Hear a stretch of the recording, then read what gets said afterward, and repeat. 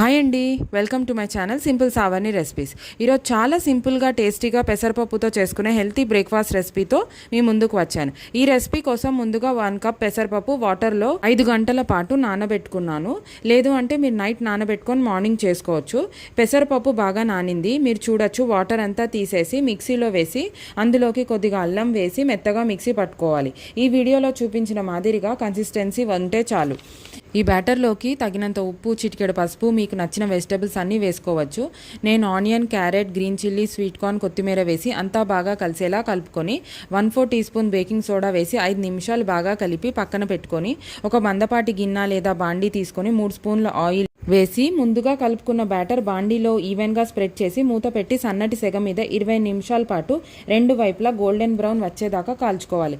చల్లారాక సర్వ్ చేసుకొని తినడమే. చూస్తుంటే నోరూరుతోంది కదా. చిన్న చిన్న పీసెస్గా కట్ చేసుకొని కిడ్స్ టిఫిన్ బాక్స్